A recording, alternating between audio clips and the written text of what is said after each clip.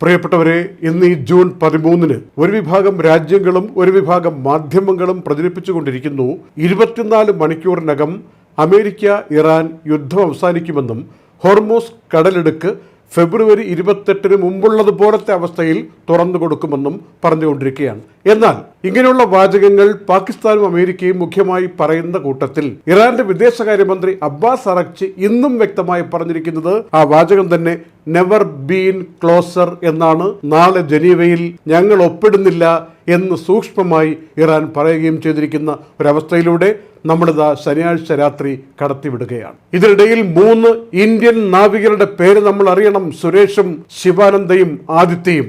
ഇവർ 3 പേരും ഹോർമൂസ് കടലിടുക്കിന്റെ പരിസര പ്രദേശത്ത് കടലിൽ മരിച്ചു കിടക്കുന്നവരാണ്. എന്താണ് സാഹചര്യമുണ്ടായത്? അമേരിക്കയുടെ നാവിക ഉപരോധ പട അവിടെ വന്ന പലാവു ഫ്ലാഗുള്ള ഒരു കപ്പലിന് നേർക്ക് ആക്രമണം നടത്തി.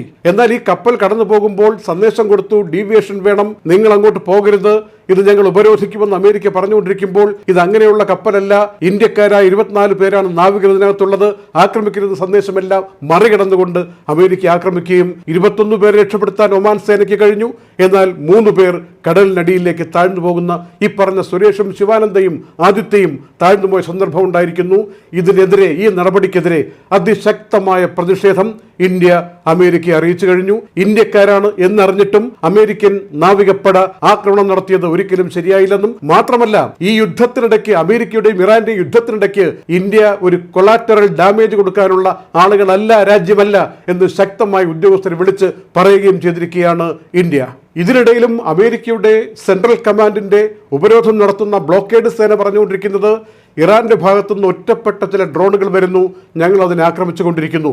മാത്രമല്ല ഇറാന്റെ ഖെഷം ഐലൻഡിന് അടുത്തും അതുപോലെ സിറിക് പോർട്ട് ഇവിടങ്ങളിലൊക്കെ സ്ഫോടന ശബ്ദങ്ങൾ കേട്ടതായും ഒടുവിലത്തെ റിപ്പോർട്ടുകൾ പറയുകയാണ്. ഒരു ശുഭാപ്തി വിശ്വാസത്തിൽ നമുക്ക് ഇന്നത്തെ നൈറ്റ് അപ്ഡേറ്റ്സ് അവസാനിപ്പിക്കാം.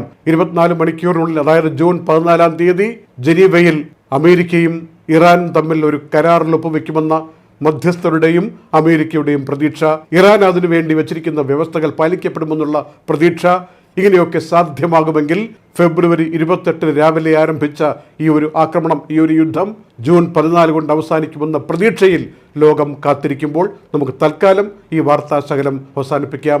പ്രാർത്ഥിക്കാം, ആശംസകൾ നേരാം. ലോകം പഴയതുപോലെ നേരെയാവാൻ, നമ്മുടെ ഓരോരുത്തരെയും ജീവിതത്തെ ബാധിക്കുന്ന വിഷയത്തിൽ ഒരു തീരുമാനമുണ്ടാകാൻ. Night updates supported by ELL Properties, Kalyan Jewelers, Gentle Park, Best Quality Linen and Cotton, Lulu Supermarket, Hypermarket and Department Store, Fira Foods, Al Sood Cargo, Gold Star Rent-A-Car, Dr. Rasina's Ayurvedic Clinic, Iron Gold and Diamonds, Choco World, Partha Signature Abu Shagara Sharjah, ABC Cargo and Courier, Hashim Hypermarket.